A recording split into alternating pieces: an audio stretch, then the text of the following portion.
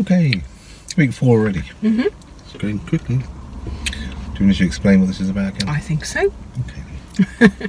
New pupils all the time. This is week 4 of our little mini-series on the top 10 reasons for failing a driving test. So the DVSA produced this a few weeks ago now, and we just thought we would run through it and give you, I guess, a little bit of our experiences, but more importantly, what the examiners say about it. So, remember, it doesn't always get marked where you think it's going to be marked. It's crucial, but I think it's quite important to be able to read the form after the event, because exams aren't always giving us feedback, and we're not always there for the feedback. So be able to read the form and know that that goes in there because of that, just to helps you develop the pupil, doesn't it? So here we are with your top 10 reasons for failing a driving test. I'll whiz through them again so that you know what we've already done in previous weeks, what you've got coming. So, number 1 was junctions observations. Number 2 was mirror change of direction. 3 is control steering. 4 is junctions turning right. So that's today's one, junctions turning right. 5 is moving off safely. 6, response to signs, traffic lights. 7 is move off control. 8 is positioning, normal driving. 9 is response to signs, road markings. And 10 is reverse park control. So here we are on number 4, junctions turning right. Now, I had originally thought when I read this, junctions turning right, classic from major to minor, misjudging oncoming traffic. And minor to major. So making that car slow down, stop, swerve, etc. Those of you who saw week 1 will know that actually that is more as an observation fault, and we explain why the examiners say it's an observation fault. So if you, wherever you're watching this, if you scroll probably down or up, it depends which one it is actually, you'll find our other 3 and you can add more together. So when I asked my little group of friendly examiners what this meant in terms of them on the ground, if you like, in terms of what they're experiencing and why this is number 4, they did comment that they were surprised that this was number 4 because they didn't mark it that often, so they were surprised that it was number 4 themselves. However, they did say, and they were all in agreement with this, that the biggest reason for a junctions turning right, the biggest fault that pupils make that would go in this box, is turning right at a roundabout from the left-hand lane. Surprises me that, but there you go. Yeah. Now, the reason why it is a fault, junctions turning right in this situation, is that if there were road signs, it would go down as a fault for road signs. If there were road markings, it goes down for a fault for road markings. So this is a roundabout, a bog standard roundabout that has no signs and no road markings. Probably the most common ones we do, really. Yeah. Pupils haven't neglected to follow instructions from that point of view, and have moved into the left-hand lane to turn right at a roundabout. So that would be junctions turning right. I was wondering whether it's case more like the roundabout we got quite near us here by the college, by the school, and the the Lymington, where you could argue whether the straight ons are right because it's just past 12 o'clock, that rule. So whether it's a pupil, it's going to sound a bit harsh, but not listening enough to the examiner to when they say at the roundabout turn right, which basically means get in the right lane indicator, right? Second exit right, or whatever it is, particularly if it's not the third exit. So whether that's happening in some areas, particularly as these guys say they're not marking it down very often, but there might be some areas that have these types of roundabouts that they are treating as a right, but because it's a second exit, they're thinking, oh, left lane. This particular one we've got is right lane for that one, isn't it? But a lot of people still use the left, even though it's marked up. So I can see that may be a local issue. No, because that is marked up. So if it's not marked up, people are using the left lane for that one because it is the second exit, and they're not using the 12 o'clock rule, which is another video, isn't it? But just wondering if that happens more in some areas because they have those types of roundabouts, where there's a confusion whether because it's second exit, whether it's right or straight on. And that would be down to listening to the examiner. I'm talking to PDIs more than ADIs, really.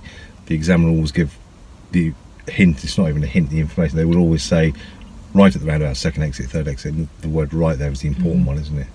So whether that's worth just, there's lots in your area like that, being aware of that, and that's where sitting on tests can be really useful, can't it? Because you learn those dodgy bits. Yeah. So that was good to know that that was more of a roundabout issue than it was anything else. I think that they also commented on the fact that, just like all of these things, it's very easy for a fault to migrate from one box to another with very little change in circumstance, and that quite often they may well go back into the office and discuss a fault, and there might be 2 or 3 different ideas about where that fault would have been in terms of boxes, as long as the weight of the fault, so be it a minor or a serious, it's of little consequence from that point of view, but how easy it could migrate from one to another. So I was given a lovely example by an examiner who said that he had a pupil who was turning right, and she had got into the designated right lane to turn right, and as she was creeping into this lane, she had traffic in front of her. Her left wheels kind of went over the cat's eyes in that lane between her lane and the guys who were obviously following the road ahead, so she was quite close that way.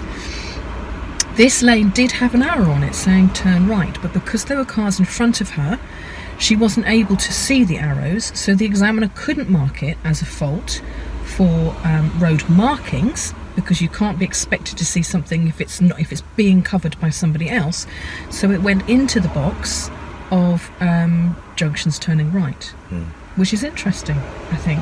Yeah. Because I can think of some arguments against that, but that's just my opinion on it. Because, you know, she obviously knew it was that lane because she was 4/5 in it, wasn't she? She might have known it, but again, the examiners are not able to make assumptions. They have to mark on what they can see at that particular moment.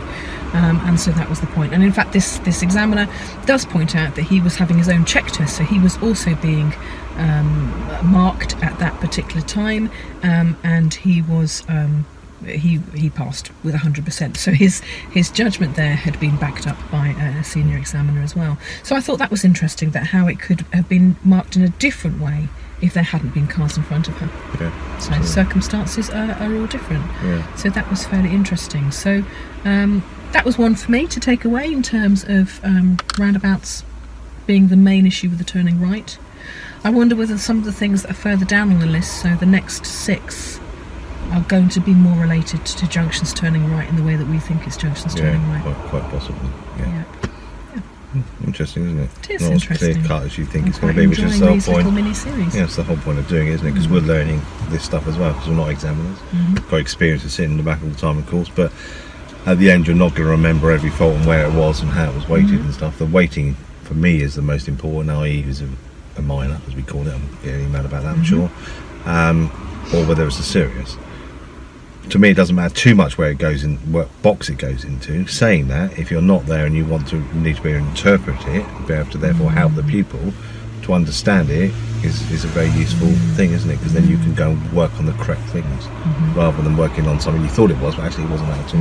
Which is why we would always say sit in the back, because that will obviously help as well, particularly PDIs and that situation with the pupil who has drifted slightly before her point of turn towards the left-hand side of her filter lane.